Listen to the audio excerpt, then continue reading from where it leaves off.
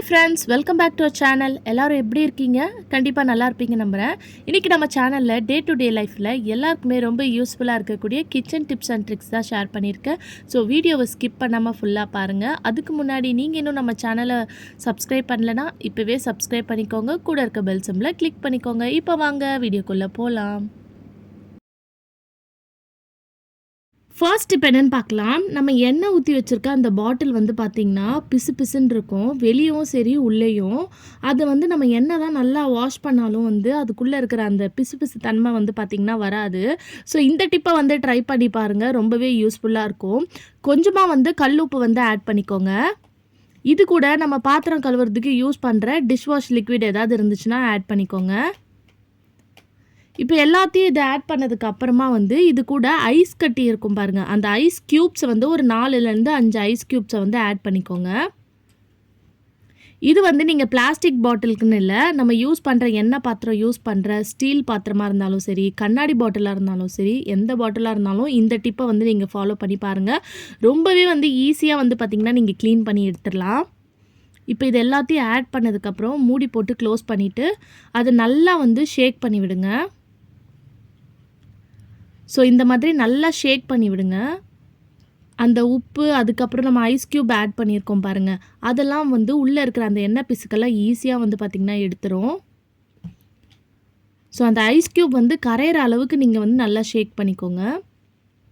இப்போ இதை ஓப்பன் பண்ணிவிட்டு இதுக்குள்ளே இருக்கிறத வந்து நம்ம கீழே ஊற்றிடலாம். நீங்கள் நார்மலாக வாஷ் பண்ணுறத விட இந்த மெத்தடில் வந்து நீங்கள் வாஷ் பண்ணி பாருங்கள். ரொம்பவே வந்து ஈஸியாக வந்து நீங்கள் க்ளீன் பண்ணி எடுத்துடலாம்.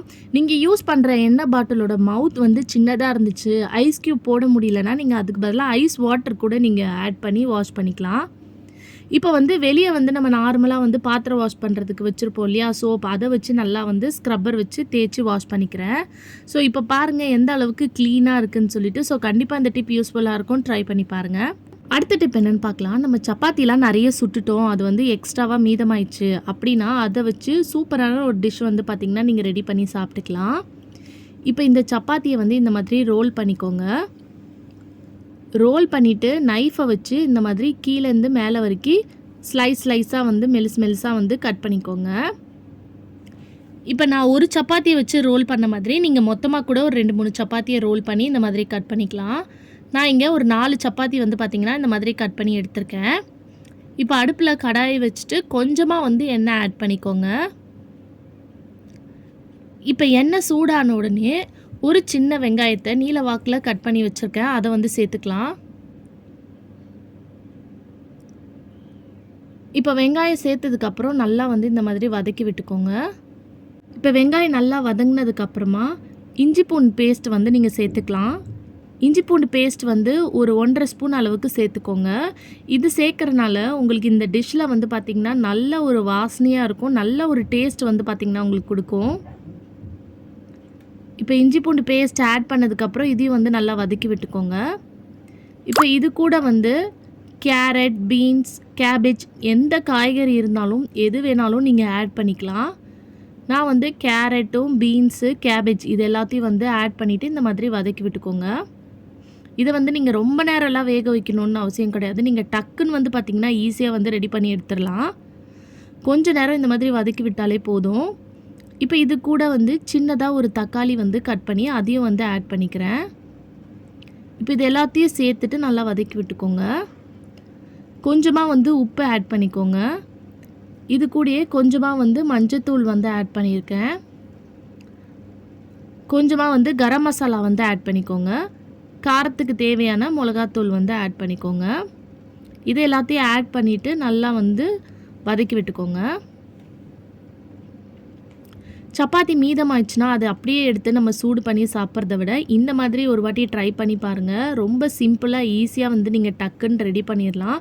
அதே சமயத்தில் ரொம்ப டேஸ்ட்டாகவும் இருக்கும், ஹெல்த்தியான டிஷ்ஷாகவும் இருக்கும். இதில் வந்து நம்ம எல்லா வெஜிடபிள்ஸும் வந்து ஆட் பண்ணியிருக்கோம். பார்க்குறதுக்கே வந்து எவ்வளோ கலர்ஃபுல்லாக இருக்குதுன்னு பாருங்கள். பசங்களுக்கு இந்த மாதிரி செஞ்சு கொடுத்திங்கன்னா நல்லா விரும்பி சாப்பிடுவாங்க. ஸோ மீதமான சப்பாத்தி இருந்துச்சுன்னா அதை சூடு பண்ணி சாப்பிட்றதுக்கு பதிலாக இந்த மாதிரி வந்து ட்ரை பண்ணி பாருங்கள், ரொம்பவே டேஸ்டியாக இருக்கும்.